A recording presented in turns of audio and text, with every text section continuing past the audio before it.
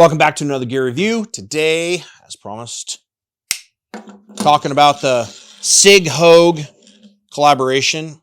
And I don't know if it is a collaboration. I don't know how they went about doing that. I don't know if Sig is like, let's try this, or if Sig said, just give us a knife and we'll put our name on it. I don't know. But this is the Sig-Hogue knife, and I love this knife. What do I love about this knife? We're going to go through it. One, I love the texture on the handle. It has great texture. It's not overdone. It's not underdone. Two, I love, and you've heard me talk about this if you watch any of my videos, I love this indentation on a knife, right? I also carry a Zulu 2, right? I love when my finger has something to hide behind, okay? Because when you're using a knife every day, it's nice to protect yourself. And third, I like ridges on top of my knives, right? The more points of contact I have, the better for me. It's more secure. So I like those things. And then not just one well, but I have another one there. If I'm doing fine tune work or whatever the case might be, I have another one there. So, or put two things there, but I tend to hold it more stoutly. I like the retention on it. There is zero wiggle on this retention. None at all. I've carried this, I want to say about 4 months. Let's see. Yeah, I'd say 4 months. It has not let me down. The other thing I like, which is cool, is I love this clip here. It is sturdy and rock solid. It's a low vis clip. You see oftentimes the pocket knives, the clip will come down to here. This one comes to here, has a cool emblazoned or American flag on there, has some cool ridges here for the backside to catch or for actually for your thumb to pull out.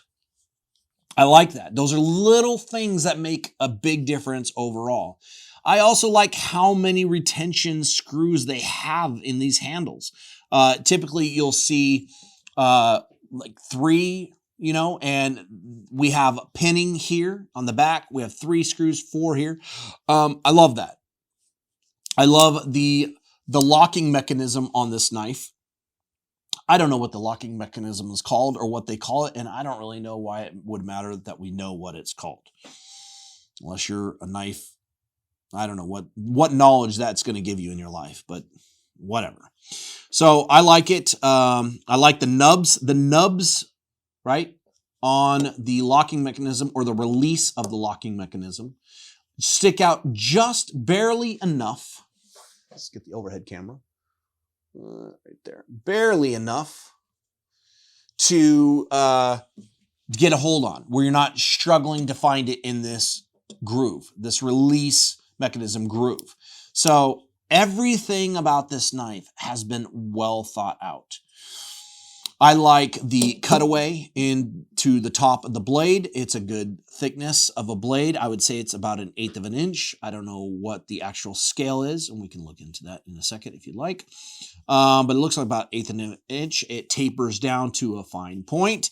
I always typically carry a knife. My pocket carry knife has serrations on it. I cut rope. I cut things. And so I don't like just a straight blade. Although I do carry the Zulu 2 SC, that is a straight blade.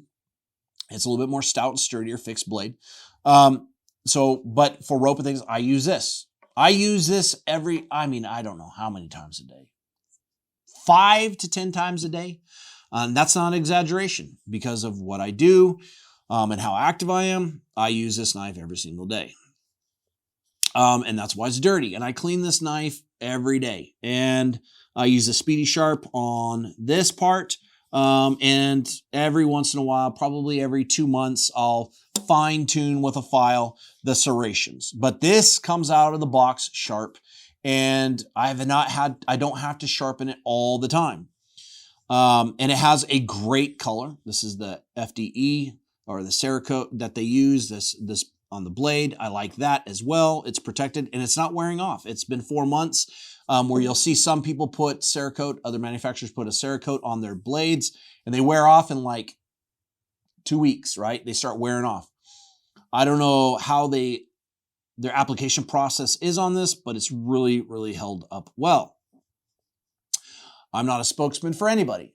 I wish I was so I could get free stuff, but, and I say that jokingly because I don't care about that stuff, but I paid for this. I think these run about 160, which is expensive to me for a knife. I would not spend that. That's why I didn't.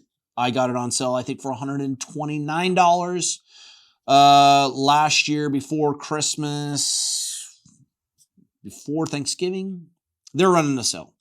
And I got it from Sig. And so I liked the knife. I got it. I saw that it was like normally 160, 169. It was on sale for 129. I bought it. I figured it probably wasn't going to go on sale like that again. That's that's kind of my top end for buying pocket knives. It's not that I can't afford higher end knives. I'm just not going to spend that much. But I'm glad I did on this because I will probably buy another one of these when this one starts wearing out. I hope it doesn't wear out. I don't know how long it will be. I typically don't do a review on a product until I've at least used it for 4 to 6 months so that you know, because if it's junk, I'm going to tell you if it's junk. This is not junk. I love it. And we're going to be doing a knife review on something. I think it was my favorite knife, and I bought 2 of them, and they both broke in the same spot, and we're going to get into that later. But anyways, I like this knife. I wouldn't say it's an everyday man's knife because I don't think everyday men are going to spend $160 on a knife, nor do I think they necessarily should.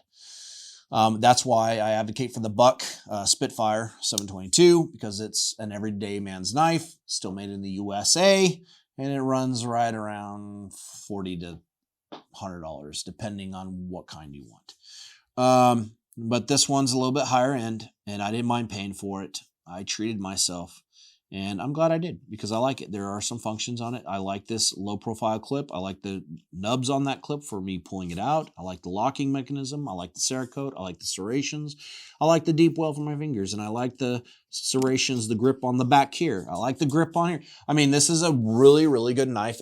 I could make a case that this is the perfect carry knife. Not just that, as big and bulky as it is, and it's pretty good size because this is a Zulu 2, right? Look at it. It is longer than the Zulu Fixed Blade 2 and wider, okay? But what is shocking to me is I have smaller knives that weigh more because the handle is really, really light. It's very stout, but it's pretty light, shockingly. But $160, that's expensive. And so if I was going to say buy it, I'm not going to tell you to buy it because I would probably dissuade you unless you are treating yourself at your birthday, or you can get your significant other buy it for you for your birthday or something like that. That's a lot of money. And maybe that's not a lot of money to you. That's a lot of money to me. I think that's a lot of money for a knife. It is made in the US, which is very important to me. And it says here that it's K320. I don't know what that means. So, I will do another review on this at the year mark. This is the 6-month mark. And like I said, I like it a lot. It's my favorite pocket knife to this point. I like it even better than the Buck Spitfire 722, but it's 3 times the cost. So I should like it more if they've done well with the design. That's not to say I don't like the Buck Spitfire, but because I carried that for a couple of years. But I like this. This is my favorite knife right now, pocket knife that I've ever had. And so we'll do another review after a year, see how the blade is held up, see how the Cerakote's held up, see how the locking mechanism's held up, see how the clip's held up. The points that move, that tend to fail, we'll see how those hold up after a year. So stay tuned. Like, subscribe, share, all that nonsense, or don't. I don't, whatever. I'm trying to build a channel, but I'll give you honest reviews at my cost, not yours. See you next time.